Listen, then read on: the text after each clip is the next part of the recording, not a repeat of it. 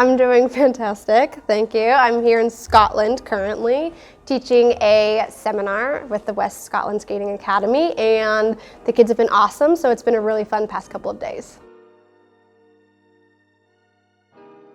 Yeah, absolutely. So I've taught a couple of seminars before, but they're mostly day seminars. So you really have to kind of compact everything, and it's really short and sweet, and you try and cover as much as you can in a couple of hours. But this is, I believe it's a 4-day camp, so you can really get into the fine-tuned minutia of every movement and jump. So it opens up a lot of opportunity to kind of help these athletes really understand the technique that I'm trying to teach them, and that's been great to see because it's really hard to teach a lot of skating in a short amount of time. There's just so much that you have to kind of explain and walk people through. So the 4 days at this camp is something new for me, and it's been a lot of fun just to see the kids start to improve over a couple days. I think for me the most fun is working on choreography. So for the first half of the day I work on jumps and technique and kind of helping everyone understand where they need to put their bodies to get a triple loop done. And the second half of the day they come onto the ice and we go over choreography. So I teach them steps to my old programs and kind of explain the importance of performance and being connected to the audience and all of that, and the kids have so much fun learning the programs and kind of stepping through everything. And I think also they're learning a internationally competitive senior program, so it's a lot more difficult than some of the stuff they're doing, so it's good for them to see what they kind of have to work up to. I think my specific type of performing was definitely a lot, I would say I was attracted to music that was a lot stronger and more dramatic and a little bit sexier, and I think that for the women's skating scene right now, I can't really pinpoint someone who puts that out there yet, but watching Satoko Miyahara over the past few months, her programs are absolutely stunning and she makes you just want to watch her. So I think that's probably one of my favorite performers on the scene right now. Yeah, I think I'm always drawn to Shaylin's choreography. I think she is just absolutely brilliant, and the way that she hears music and sees movement, it's phenomenal. And I just thought, what's his name? Kevin Amos. I love watching him on the ice, the way that he performs. I don't know who choreographed his short program, but it was one of my favorite men's short programs.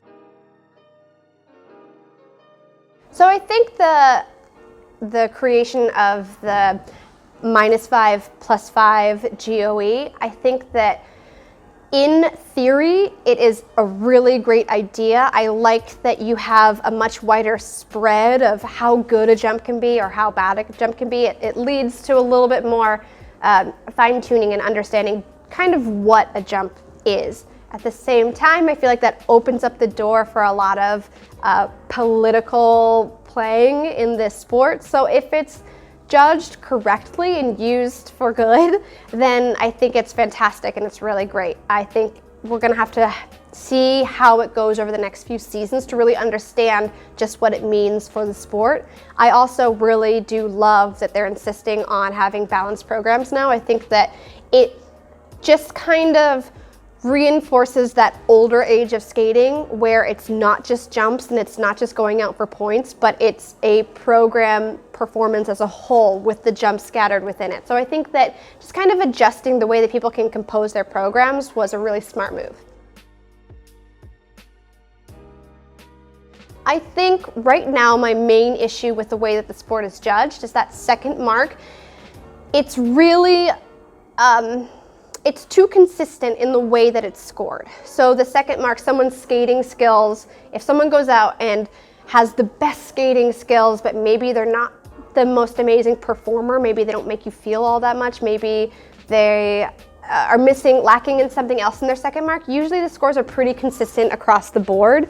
And if you get a 9 in skating skills, you get a 9 in everything else. And I do wish that there was a little bit more room, or that they actively kind of scored every individual second mark based on what they really saw. I think that there are the skaters out there who are 10s across the boards, but I also think, someone like me where I think my transitions should be really low because I don't do that many transitions, but my performance should be really high. I want to see that kind of variation in the score.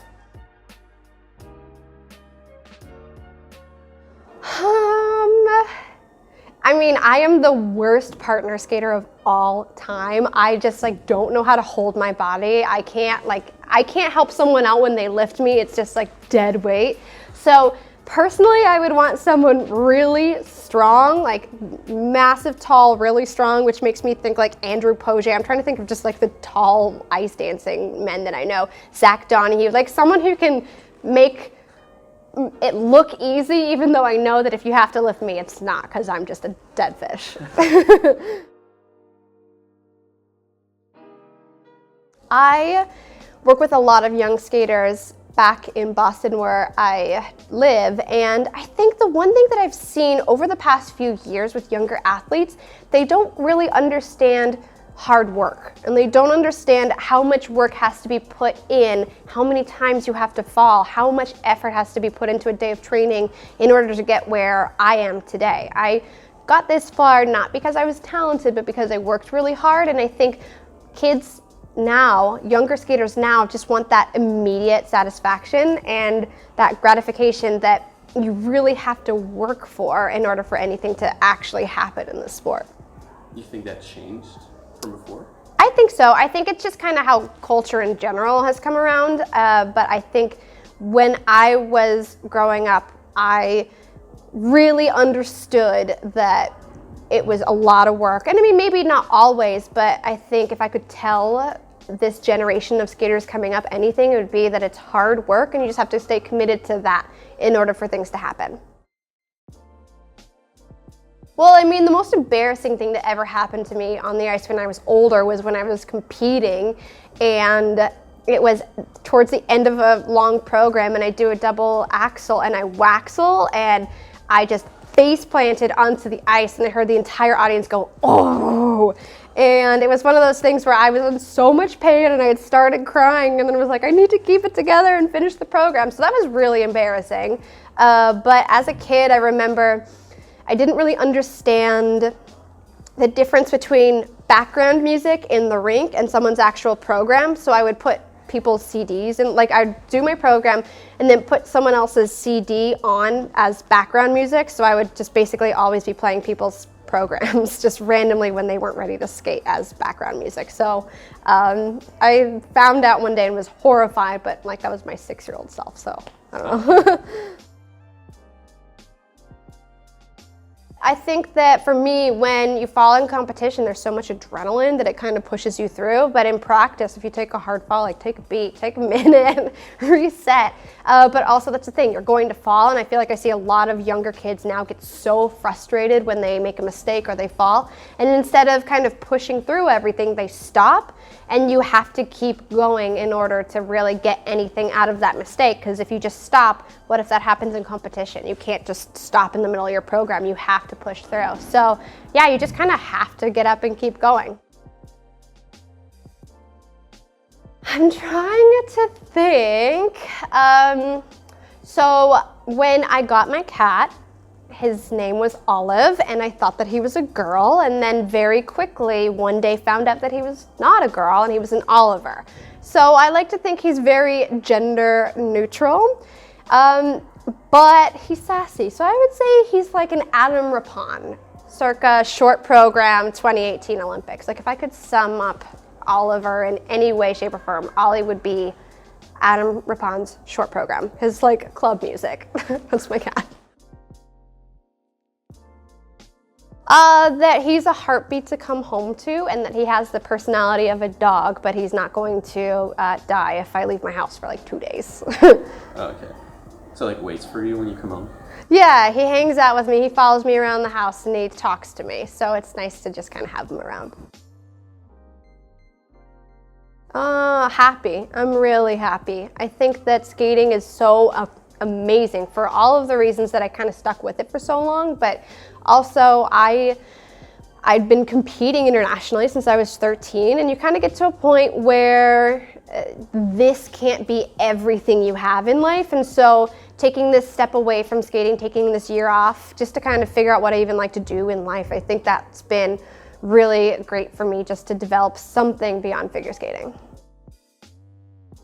So I've started commentating for NBC, and that has been really fun. Now, instead of being judged, I get to judge other skaters, which is fantastic.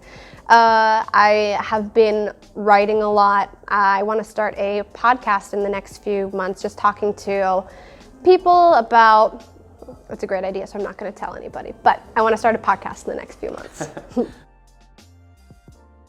So Stars on Ice starts up, I believe, it's either April 16th or 18th. Go to starsonice.com. You can see all of the shows coming to cities near you. But it's a great show. I mean, for the US tour, it has some of the best athletes in the US. We have Nathan Chen guest starring in a couple of cities. We have Meryl and Charlie, who are fantastic as always. And just seeing all of the athletes out on the ice at the same time. When I was younger, that's why I loved Stars on Ice. I loved the group numbers. I loved just seeing everybody kind of put together this show. And I think they do a fantastic job at making it cohesive and fun for everybody to watch. So it's a great show. Everyone should come if it comes to a city near them. I'm pretty sure I've only been in John. Maybe like my first baby pair was like bootleg blades. I'm not entirely sure.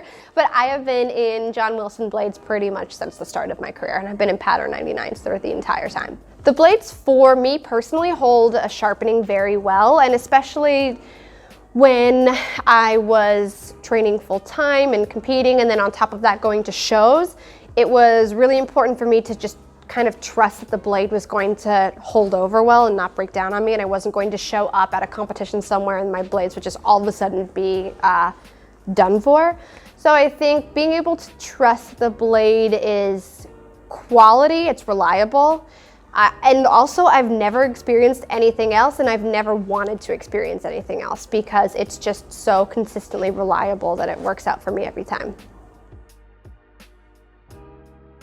I switched over to the Revolution blade maybe, I feel like it was pretty much immediately after it was released, just because the idea of having lighter boots was so appealing to me. I was, I think maybe 23, 24 at that time. So just giving myself that extra little bit of a chance to get a little bit higher, get a little bit quicker.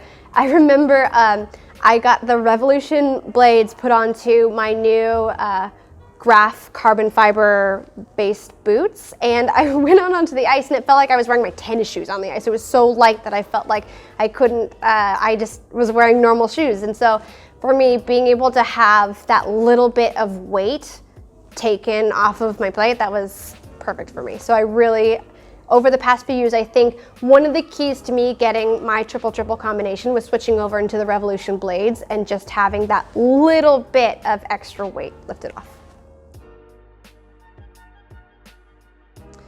I am most proud of my longevity. I think in this day and age, you see a lot of athletes cycle through really quickly, and I think it's because this is such a technically demanding sport and it caters to a very specific kind of athlete. And for me, I was a senior competitive athlete for about 11 seasons, so I'm most proud of my longevity in the sport.